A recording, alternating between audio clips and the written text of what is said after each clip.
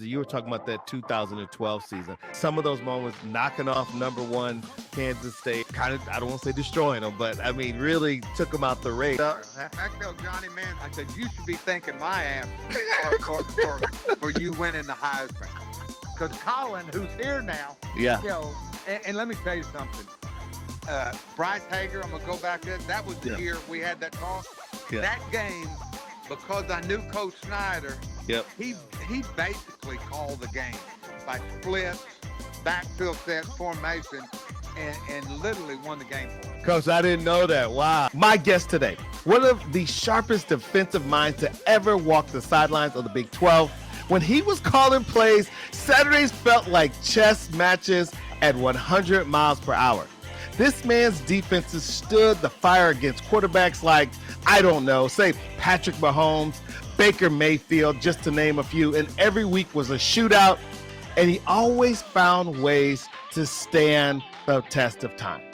He didn't just coach defenses, he coached belief. Under his watch, Baylor stacked back-to-back Big 12 titles and redefined what toughness meant in Waco. And beyond that, his story is one of evolution. From the old film and chalkboards to today's chaos of NIL, transfer portals, and now today's athletes are allowed to bet on pro sports. He lived every era of college football, and he's still learning, still inspiring, and still teaching. So today we're not just talking about schemes and stats. We're talking about the new ecosystem of the game, leadership, legacy, lines that are still being drawn, the OG defensive wisdom of them all himself, my coach, Phil Bennett. Welcome to the show. Jay, that's quite an introduction. I appreciate you. And, of course, I loved our time at Baylor. Of course, winning breeds a lot of fun, doesn't it? It does, Coach. Breeds a lot of fun. Yeah, and you've done that for a long time. I mean, even I think back to your old Wrecking Crew defenses. Oh, yeah. I'll be the first to tell you, it's my young coaches. I tell them, if you're ever struggling, stay in it long enough. It can change. And, you have so many people, just like you in your career, that were so helpful and, of course, playing at A&M under Emory Billard. Yeah. Having a guy like R.C. Slocum that was my position coach. Two Hall of Fame coaches. Been very blessed to be around great people. And I'll tell you, I've said this many times. My time at Baylor, as I was going through, besides being a challenge, trying to be the right defense for Art's great offense, was so fun because we accepted the challenge, and it was once we got it right, we got that right pattern. We were a fun team to watch. Yeah. And Coach, so funny you talked about that. I love this saying. Do you remember Pete Rose, the baseball player? Yes. I love him. He had this saying that I learned that he said as a kid. I took as an athlete, I ran track at Baylor. And he was saying, when you get to college, you get to the pros, never change your batting stance. He's like, move up in the box, move back in the box, move closer to the catcher, move closer to the pitcher, and grip up, grip down, but never change your swing. Well, you know what? There's something. It's who you are. Yeah. What I think what he said, Jay, is be who you are. Yeah. And one of the things I loved about working at Baylor, and I've been pretty much this way my whole life, is I'm comfortable who I am. Yeah. And not always right. I'm not saying that. There's things I regret, but I was comfortable at Baylor. And when I took the job, Art and I had a history together. Yeah. We're the same age. Our birthdays both on December 3rd. He played at Houston. I played at A&M. And we used to have some great games. When I was at SMU, we weren't as talented, but we would always, I think we played them 3 or 4 times. I think we were either 2-2 or 1-2 with a very close game. And he used to always tell me, he said, you do a good job. He said, you get your kids to play hard. And when he came to me after I was the interim coach at Pittsburgh, I told him, I said, Art, he said, would you be interested? And I said, Art, you don't care about defense. And he started laughing. And he said, I do now. He said, we got to get better. We got to get where we have a chance. He goes, I'm convinced we just can't win on offense. And then, he gave me everything I had that I needed to get it done there. Hey, do me a favor. Be sure to like, subscribe, and drop a comment. That's how you stay locked into Jay's Tailgate Nation live stream so you don't miss the next show when it drops. Appreciate the support. Let's go. Yeah, when you hit campus, I knew we were going to have another level of success. I remember those A&M defenses, and I was like, I can't wait till he gets on the Baylor sidelines.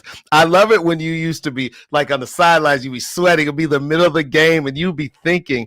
And those were, remember, I used to shoot this behind the scenes deal, so I would be 2 feet standing behind you filming. And I knew the moments of success we had were coming. I'm going to tell you a quick story. Somebody sent me, a big A&M booster, sent me, last week A&M got fined $50,000 for faking an injury. Yep. And we're playing Oklahoma. I think the score is 35-35 with Baker Mayfield, and it's a shootout. And Terrell Burt is sitting there, and Ryan Reed. This is on ESPN, and Herbstreit's talking. He goes, I want you to watch this. He said, Ryan Reed just told Terrell Burt to fall down because Oklahoma's going fast. And he goes, this is unbelievable. And then they shoot me and Art, and they said, and they're condoning it. But the truth of the matter is, there's always a truth. Terrell Burt had gone up to Ryan and said, man, I've got a hamstring cramp. And he goes, and Ryan Reed, being the smart football player he is, he didn't want to let Sterling Shepard take off upfield and Terrell cramp it. He goes, fall down. And you could see him. He's going fall down. Hey, I have Herbstreit's number. I texted him that the other day. I said, you won't remember this. I sent him the deal. He goes, this is the second time you've told me that. So I must have got on his ass twice. As you should have. He was being coach smart. And yeah, you should have. You should have, man. I got to ask you this. When I know you and I would have like these random talks in the locker room. I'd be going in, you'd be going out, and it would be game week, like Tuesday. And honestly, I was always checking your temperature, like, okay, how's coach feeling? And so how did you know when you were looking at film, you were playing guys like Baker Mayfield, Patrick Mahomes? How did you know, I think we got him? It's like anything else, Jay. When you have a base knowledge of what you're doing, you feel like you can create matchups that will be favorable of you. And now let's be honest. With those guys, sometimes the matchups can change very quick. Yeah. And you have to endure. One of the challenges, and I never said this, spent a lot of time at Baylor when I said this, but we usually played 90 plays a game. Right. Because of our hurry up offense. And once it took me, and I'm honest when I tell you this, it truly took me a year and a half to say, all right, I've got what we need. Yeah. And I know how to play it. And once we did mid-season, after that fiasco at West Virginia, and we got Mike Hicks back and some people back, we became the defense the rest of the time I was there that I thought we could be. And I think that believing in your players and convincing them that you know what, not only are we as good, but our expectancy is to be better than what they are. And I think what we really evolved. People say, well, it was always the offensive show. You know what? Yeah. I knew that wasn't the case. Yeah. Now, don't get me wrong. Our offense was beyond fantastic. Yeah. But I knew Art didn't pay me the money he paid me because we weren't good on defense. Right. I mean, if you remember in 2013, when we won the championship, we had a terrible team situation, terrible for Art, but Art's brother died. Yep. The weekend of the TCU game. It was a huge game. We ended up, I think we had 5 takeaways and they were very potent on offense. Yep. And we won the game, and we weren't very good on offense that day. Yeah. And we had 5 takeaways. I think we scored maybe 2 or 3 touchdowns on defense. And we won the game. The next week, we play in that closing the case. and I think the score at halftime was like maybe 6-0 Yep. or something like that. And we played lights out defense and actually scored the last touchdown in the case. KJ caught it, interception, scored, Yep. and one of Yep. my friends who's from College Station was a official, called it back for high stepping. Do you remember that? Yeah, I do. I was so upset. KJ, and I'm telling you, every time I see him now, I want to kick his ass. Hey, Coach, I'll never forget that. We're going back to that TCU. I think that was 41-38, and we had to have that win. Yeah, Do you remember that? Had to have it. And it was it was a trying week, Yeah. emotionally for all of us because we knew how much Art loved his brother. Yeah, absolutely. Do you remember the locker room, Coach, after that? I mean, it was that team had a lot of family. Yeah, and you know what? They weren't afraid to be coached hard. Yeah. And they bought in. You know, Art had such a great way of getting kids saying, "Hey, this is who we are." Yep. This, he used to say, we're gonna be fast, have fun. We're gonna be furious on the field, and we were. I mean, if you watch, I remember I had two brothers, older brothers that were coaches, and one of my oldest brother was a coach. He told me, he goes, "Y'all the funnest team in the nation to watch on both sides of the ball." Yeah. Because we would blitz a lot defensively, and the kids had fun playing. Yep. Yep. I tell you what, man, those were some incredible teams. And I have to ask you about that time. I know we're playing 90 plays a game, right? How did you build belief in that defense, knowing that those games would be like a pinball machine, back and forth? You know what? One of the things, Jay, that we evolved to is, and I think that's why we had a lot of happy guys. We played a lot of players. Yeah. Yeah. And with Art and them, keeping the ball fast, the other teams, we were, and I say this, but we usually played a game and a half when, the whole time I was at Baylor, A&M's defense was playing about, I don't know, 60 plays a game, 30 more plays. That's a lot of plays. And I sort of invented a system, and now everybody does it. I never graded my team by total yards. I graded by points per possession and yards per play. And something I'm extremely proud of, for 4 years straight, we were top 10 in yards per play in the nation. Wow. I mean, and it wasn't TCU. I mean, it was in the Big 12, it was Baylor. Yeah. And, I remember Bob Stoops told me one time after I went there, he told me, he goes, "I want to tell you something. He's really a good guy." He goes, and he's a defensive guy. He said, "You've been a unbelievable add to Baylor." And you appreciate that when it comes back. I laughed, last week a week before we played TCU, and everybody talks about the 61-58 game. Well, I remember I was on a show with Gary Patterson sometime after, and he's talking about, boy, there's bad defense in both games, and we sort of dominated the game, and we probably should have been in the top 4 to go to the playoffs that year. Yep. Well, I was speaking right after him. This was a Dallas radio station. Okay. And I said, "Well, I just want to tell y'all something. I'm going to bring back something. I'm going to go back to Coach Patterson." I said, "He must have a bad memory."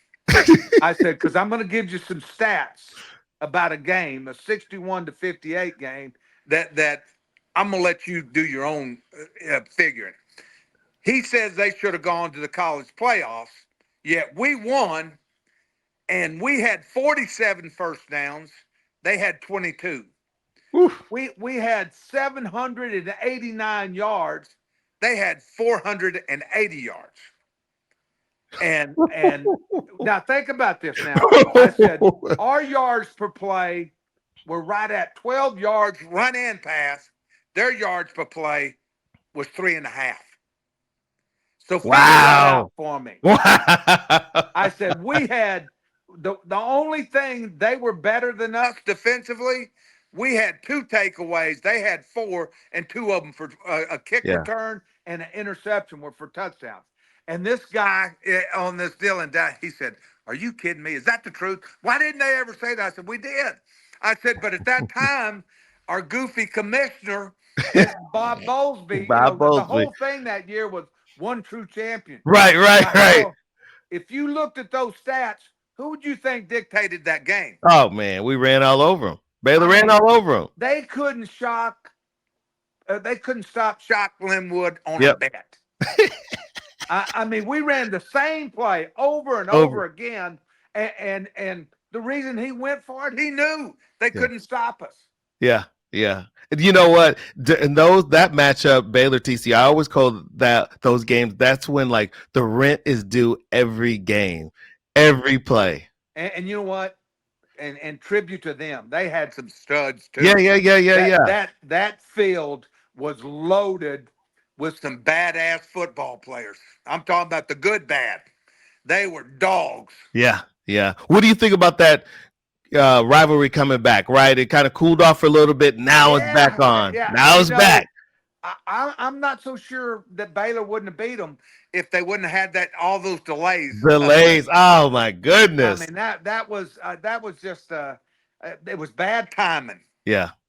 What do you think about this? Just talking to Orion about this. It's like Baylor North up at TCU. All the guys that you coached with are now up at TCU. That was a tough game. I love those guys. Want them to do well. And of course, rooting for Baylor at the same time. Absolutely. Coaching is a business, Jay. You know this. Yep. You're loyal to who pays your bills. Yeah, I know that's right. But you I can't say that I've enjoyed. First of all, I can say I've never had a bad job. Yeah. Every place I've coached, I've enjoyed. But it's like girls you date. You like them all, but you have a certain affinity for certain of them. Yeah. And what we, when I went to Pitt, I tell the story. When I went to Pitt, Dave had never won a championship. Well, we won one. We tied for one. I went to Baylor. Yep. And I told Art, I said, if I come there, we're gonna win a Big 12. And he'll tell you this. The first day, and I said, if I come there, and I had a chance to go to the NFL at that time, and I told my wife, I said, I think I'm gonna go to the NFL. It was a coordinator job in the NFL because Dave Wanstead had been so good to me. He knew everybody. He had me a job before and Art told me, he goes, come here and let's he said, Bennett, if we do it here, they'll never forget us. Yep. And my wife is sitting there and she told me, she said, it's 60 miles away or 90 miles. So it was a great move. My daughter ended up graduating from Baylor. Yeah. My other daughter was a soccer player at Baylor. So it was really a special time, and especially now at 70 years old, it was real special. Yeah. There's a lot of football left in you. Lots. A lot of watch. Coach, I got to talk to you a little bit about what's going on. You and I used to talk all the time, not just about Baylor, but about sports. Right now, I have to get your opinion. We have NIL, we have transfer portal, we have guys that can now gamble, in pro sports. But if you were a coach right now, how hard would it be, or what would the landscape be where donors have so much input because of the money that they're kicking into programs, and now we see a lot of coaching firings in the middle of the season, kind of like the NFL. I think, Jay, that we're a society since social media, internet, everything, including coaches' lifespans, has sped up. There is no more develop and build. You better get that. You better pick the right players. Yep. And right now, everything in our society, I think you'll agree with this. Yeah. And having two boys is instant gratification. Yeah. Oh, yeah. And it scares me because it's new. Now, a young coach like my son-in-law, the young coaches that I know that are there, they adapt. Yeah. And I'm sure I could adapt. But knowing how it was where you take a kid like Taylor Young, redshirt him, and build it, those days are over. Yeah. Any work that you have, I mean, you cannot sit around because as soon as you get on the clock, you're being graded. Yep. And what do you think about the donors now? I think, from just a lot of conversations I'm having with people like yourself, but offline, A lot of donors are making calls. I mean, Oh they're yeah, they're oh yeah. They when that old saying's true. Money talks and bullshit walks. If you're giving money, you know yeah. what? I want input. Yep. And you look at LSU. You got a guy that coached 12 years at the toughest place in America, the most Yep. known school, had the winningest record in the history of Notre Dame. That's crazy. He's 34-14 and gets fired with the highest winning record in the history of college football to be fired, especially midseason. And it is a now, are they paying him for it? Yes.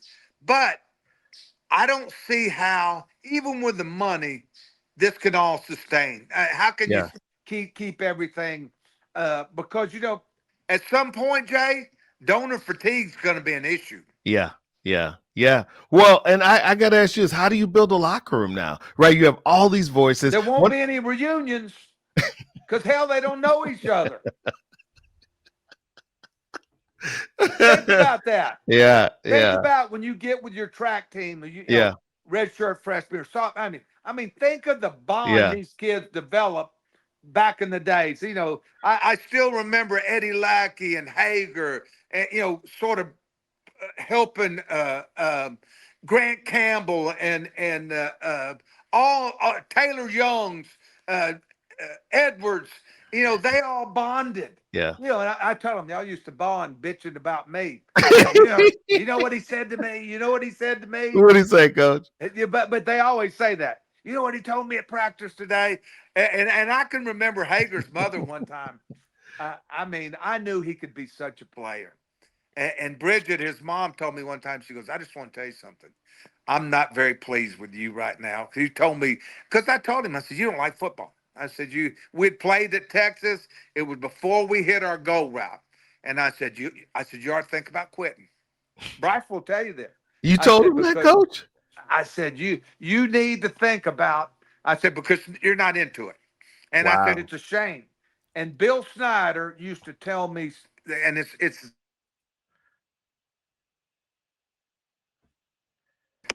a person who can that won't. Mm. And think Mm. about that. Yeah. And you know what? I want to tell you something. I benched him. He calls home and he had a strong dad, and I loved his mother. Yeah. And I will tell you that he came back and Rodney got hurt at OU. He comes in the game, plays the second half, has like 15 tackles, and the rest is history. He Wow. he becomes a all conference, all American, 6-year NFL player. Yep. Yep. And, Yep. and and he always tells me, he said, Coach, I realize you didn't tell me those things because you were mad at me. You believed them, and Yeah. and he said it helped me. When you play football, you can't you can't go out there and say, I'm just going to get through it today. Yeah. You got Yeah. to, when you ran track, Jay, you had goals every Yep. day in Every practice, day. right? Yep. Coach would give you, hey, we're going to run 10 110s. First 5 got to be, under 15. The next 5 got to be Yep. under 12. Yep. Right? Right. Right. And that's why, I had a coach that told me this one time, and Tom Landry said it. It's so true. Great coaches get players to do what they don't want to do to get where they want to get. Mm. Is that Mm. not true? I love that. That's so true. That's It's so true. so true. So could you challenge a player like that today? Because there are some players that Yes, I'm you can. watching right now, and I'm thinking maybe they should be benched. I'm just telling you from my armchair quarterback, and they're still in the game, Coach. They're still in the game. So I'm just wondering. And I'm going to tell you something. You can, but Okay. you got to have a relationship with them. Yep. There I it is. mean, I'm watching the LSU game Saturday, and they don't play hard. And I talked to a guy down there today, and they said this kid's this. Said he's gonna quit. He's always this. You know what? One of the things that we had there, we had players take care of that. Yeah. When you've seen it, when Yep. somebody, if I ever really got on somebody's ass, there's very few times that when it wasn't over, I wasn't at his locker room Yep. with other people that they can see and tell him, hey, listen, this is why I said that. Yeah. This is why, I want you to do this, this, or this, because I wanted him to know that when we get on that field, you know, that's where you got to prove to me when I put you in the heat of the moment against Mahomes or Baker Mayfield or playing against TCU, all those guys that, hey, you know what? We're going to get your best. Yeah. Yeah. And you know what? It grows. It becomes contagious. Yeah. And you know what? That was keeping the standard, right? No question. That's it. In a second, the standard's not changing. It's not changing. It It's doesn't not change. changing. It's And not, some people call it culture. I'm old. My deal. I grew up with this is our expectancy. yeah. This is what I expect daily. Not Yeah. once a week, twice a week, or hey, you're ready to play on Saturday. I had a kid tell me one time, hey, just remember, don't worry about all week. I'll be there on Saturday. I said, the hell you will. You ain't playing for me. And that was a deal. I'm in contact right now with Ahmad. Yeah. Ahmad calls me My the other Dixon. day. Shout out to my Dixon. Yeah, and I've always loved Ahmad. And he called me, and I'm going to help him, open some doors. He's coaching in Vegas. He said, would you help me? I said, absolutely. I'm going to help you. And I said, but he said, Coach, I tell everybody there's only one coach that ever just really rode my ass. He goes, you never backed off. There was never a day I thought I was over on you. Man, I tell you what, after practice, some days I would be worn out, and I was filming the practice. But the one thing, Jay, I could do, I could turn it off. Yeah. Eddie Lackey used to tell me, he said, Coach, everybody, you'd see this guy, that guy, and I did. I'm hands on every position. Yeah. I was because I knew what I wanted, and I loved my coaches. I had a great staff, and most of them had played for me. Yeah. Chris Dishman, Yep. Buckles, Yep. Gush had been with me forever, right? And you know what? People ask me, said, why'd you keep Brian Norwood? I said, first of all, Brian Norwood's a great human being, a great coach. And I said, he wasn't me. I didn't need another me. I was smart enough. I didn't need another me. Right. But you get in there, and you say, you know what? Turn it off. But Eddie came off one time, and another player told me this. I walk up to Eddie and I said, Eddie, how's everything in California? How's your mom doing? This. I walk away and he tells Hager, he goes, who is that son of a bitch? He's a Checkle, and I asked me about my mother after wearing my ass out all day.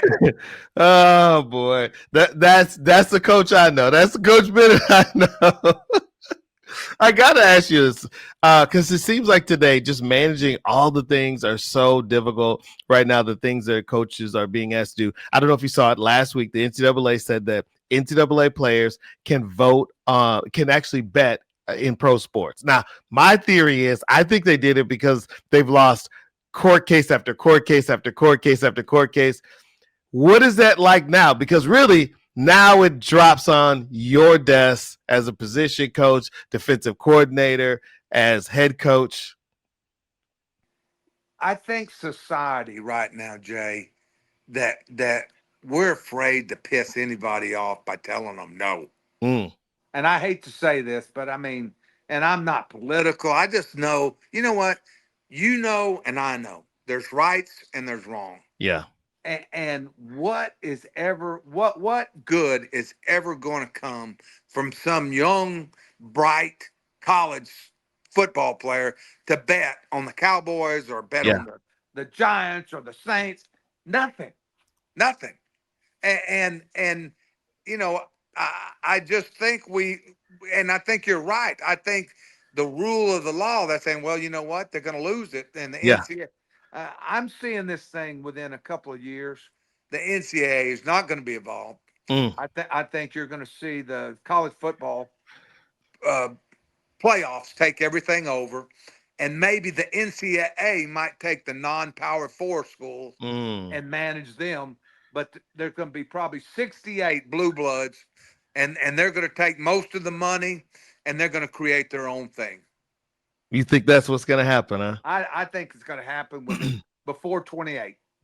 So talk about this. We couldn't have drawn this up better, right? So they come up with that ruling last week, and then of course the talk of all sports is the gambling situation in the NBA. Yeah, just what you need. And let's I have Chauncey Billups. I love as a player. I've listened to him, and Yeah. listen, I don't care who you are.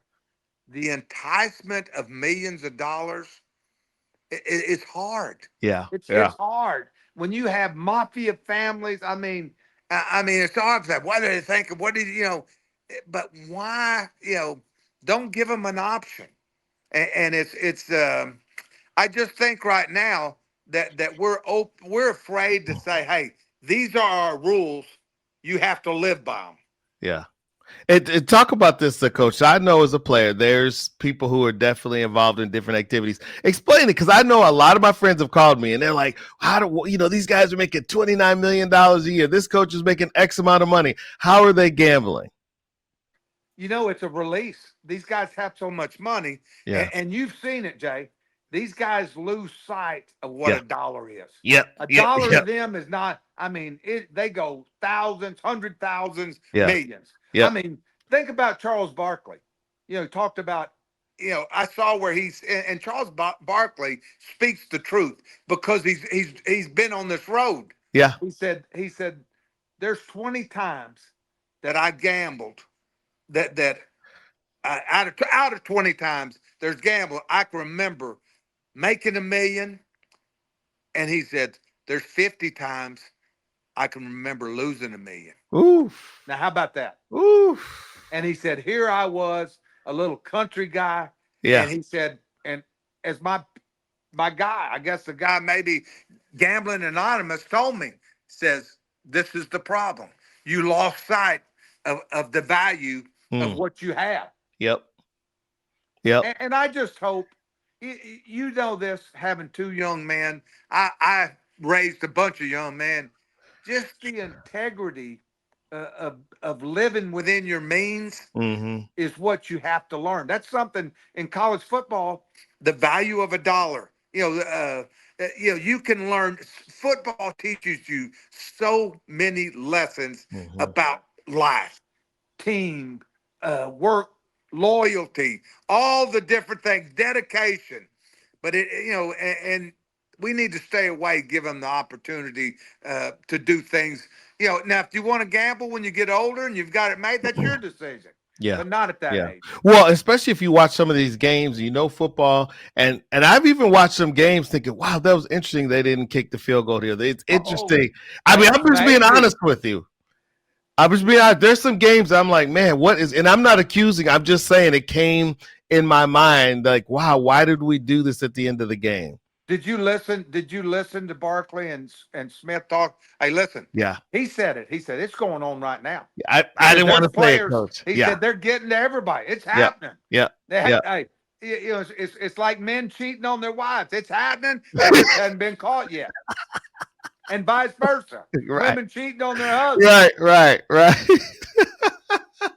Coach, I love it. That's switching up gears. We got to talk about homecoming, because you were a guy, I don't know, when you were here, it seemed like you just got a little bit of extra pep in your step homecoming weekend. Is that an accurate take? Absolutely. Any homecoming. Listen, that's when you show, you showplace who you are. Yeah. That's what it is. Your people are coming back. The people, the contributors, the people before you. Yes, it's a big day. It's a big game. And how do you keep the distractions out? Because everybody's coming to town, everybody's calling for tickets. There's activity. Come on, Coach. Well, you set a schedule, and you tell them, hey, after this point, cut this off. Once and I've always said this. You have as tough as I've been called coaching, I've never lost sight that football has to be fun. Yeah. You have to have fun. And homecoming week, going to, I remember we would go to the bonfire. Yeah. We'd all, Yeah. that's Remember fun. that? I Yeah. mean, whatever. I mean, and it involves a lot of people that support you. Yeah. And you want to put on your best show, and you want to say, hey, you know what? We're going to show these people coming back that have made this place it is before us what we're about, Yeah. and that we're buying in. I remember one time uh, Singletary was there and talked to our team. I mean, those are moments that you don't forget. Yeah.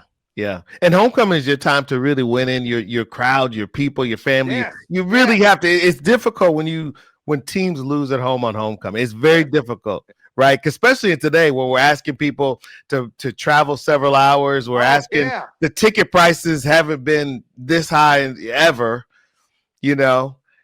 So I got to ask you this. All right, coming in, Baylor's 4-4, heading into UCF, bowl eligibility on the line. I mean, we're getting down to, I don't want to say our backs in the corner, but I mean, we're starting to get backed up towards the wall. As a defensive coordinator, former head coach, how do you get them locked in, right? After you've dropped back-to-back games? I think one of the strongest things a coach can do is reaffirm his commitment to what he started with, beginning to, and how do you reaffirm your commitment? By coaching them hard, teaching them hard, never relaxing that sense of urgency. Yeah. I mean, when kids see that you have a sense of urgency, Jay, Yeah. I mean, they know, hey, this guy's locked in. And, Yeah. he's coaching me like we're playing for the championship. I tell people this: the best coaching job I've ever been around was Baylor in 2012. Okay. We start off good, and people don't realize this. We beat a good SMU team. We beat Mm-hmm. Rice. We beat a team that played in the national, or might have won it. Willie Fritz at Sam Houston. They Mm-hmm. were had a bunch of good players, and we lose 3 or 4 starters, especially defensively. We go to West Virginia, lose a shootout, don't play terrible defense. I'll tell you, it was the Waterloo. The next week we get beat 56 to Texas Yep. to 50. Weren't Yep. getting the job done, Mm-hmm.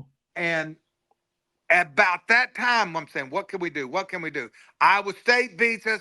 We Yep. come back, and we're playing Kansas State, Kansas State. Yeah. and we move things around. First of all, we went to OU. We lost to OU, but we played our ass off at Yep. OU. We That got was a better, tough one. Tough one. and all of a sudden, the guys that played during the period the other guys were injured, they were able to play as backups now. And we got more people in. Practice got better. Yeah. And we never lost the sense of urgency. At the end of that year, when we played UCLA, we were by far the best team in the Yeah. Big 12. And knocked off number one Kansas State. Yeah, and I mean, we became Yeah. a cohesive offense, defense, special team. At the end of the year, I'll never forget. Jim Moore told me a couple of years later. He said we played SC and somebody else in their conference. He goes, "Y'all were better than any of them." He Man, said that was when we walked out on that field, when we walked on that field in San Diego, he said, "I said, what in the hell have we? Why are we playing these guys?" yeah. But what happened was, and it started with Art. Hey, we knew, and me and Philip, we knew. Hey, you know what? We got to keep the same sense of urgency, and you got to reason with kids. You know what? We can blame this, that, but we haven't won. We have got to reinforce the fundamentals, what it takes. They got to fit better, tackle better on defense, defend the pass better, like they have, and then offensively, they got to run the ball. They got to get that juice back that they can punish them, and Sawyer's got to get he's got to get a better accuracy, and then it takes one game becomes 2 games. Yep. 2 games becomes 3 games, and that's where coaches earn their money. When it's good and you're better than them, that's good. I mean, Yeah. you're everything, but this is where you earn your money. Yeah. And I'm gonna tell you, after the 2012, at the end of the year, I was extremely proud, not only of the defense but also the offense. They stayed with us. I mean, everybody said, hey, we can do it. We're going to get them healthy. And Art did an unbelievable job of keeping us united. And I It- think that's what Baylor has to do. I yeah. thought they did it last year. And somebody asked me, they said, is it too late? Can they do it? Absolutely. It's not too late. You You know, know, one I, game I at a time. I have to ask you about this. One of the things after we would have a loss, I would be looking for body language on Monday. Oh, yeah. That's what Yeah. I would be looking for. I'd be looking at coaches. I wouldn't talk much. I'd be looking at players, and I was always curious. And it seemed like you and the coach staff would come out firing after a loss. Yeah. You know, it's in my makeup. And you know what? I knew anytime you're in a leadership role, I'm just like you. I look, one of the things, and I'm not picking on guys, but when I see a Mickey the Mope, Yeah, I mean, I'm on it quick. yeah, yeah, Don't start that shit with me. yeah, Let's yeah, go. yeah, Own up to it. Be real, because you know what happens when something happens. I can still remember, and I know I beat it in my kids' head after their mom died. hmm I said, hey, we've got to pull our boots up. yeah, And my kids kept, we don't have boots. We don't have boots. I said, you know what I mean. They were little, and I yeah, said, it's us. We've got to take care. And I said, that's what mom would want us to do. yeah, And we've got to push our way up. I said, we can't, sit around and it's unfortunate, but now we've got to live our life, and we got to get yeah. better. Got to And, keep and going. I think that's what you learn in life. Yeah. And do you feel like coming into this game, hopefully they have to be thinking this is a bounce back game. This is a game to get back to, like you said, to feeling like themselves. I mean, some of those games, just looking at them, I didn't think they played poorly at all. I just think some missed opportunities. So they're No not question. that far off. They're not far off. No question. Just a little bit of accuracy on Yeah. offense last week. Yep. That game could have been a shootout. Yep. Yep. Yeah. Yeah. And And that, and, Nate, I'm quick to say this. I'm always going to side with the coach. yeah. That they just got to polish just a few things, and don't worry about another game. Yep. Not don't worry about Utah. Don't worry about this. Worry about UCF. Yep. And Yep. once you win that, then we'll move on. It was so funny is I was talking to Ryan last week, Ryan Stewart. I was talking to you about this before we came on. He was saying, he's like, look, I really put a lot on players as well. He's like, coaches typically are going to have a really good game plan, but coaches can't play the game, meaning that he was really pushing that players need to step up as well. Yeah. Oh, yeah. But I think coaches' responsibility, Yeah. I believe this with my whole heart. They become a reflection of you, good or bad. Yeah. Yeah. Yeah. Well, and you know what's so funny too? I think what happens is you were talking about that 2012 season. Just looking back, I feel like that season, some of those moments, knocking off number one Kansas State, right, had a Heisman Trophy winner on your field and ended up kind of, I don't want to say destroying them, but I mean, really took them out the race. That set up. I laugh. I tell Johnny Manziel all the time. I said, you should be thanking my ass for you winning the Heisman. Because Colin, who's here now, Yeah. And let me tell you something. Bryce Hager, I'm going to go back to that. That was the year we had that talk. Yeah. That game, because I knew Coach Snyder, Yep. he basically called the game by splits, backfield sets, formation, and literally won the game for us. Wow. Wow. Wow. I didn't know that. Coach, I didn't know that. Wow. Do you think is that well known? Because that is a really cool game. He knows it because when we went to the game last year, when they honored that team, he was very.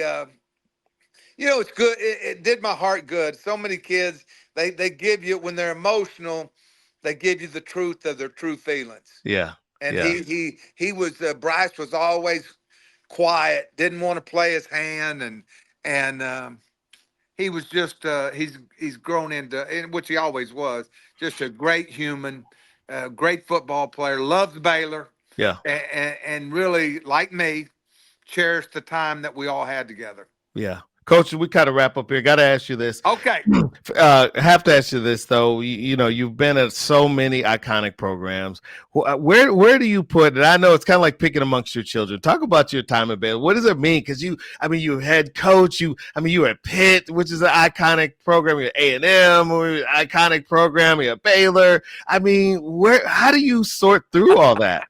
You know, as I said, I'm reaching early next month to be 70. First of all, I'm so thankful that the Lord's allowed me to do it.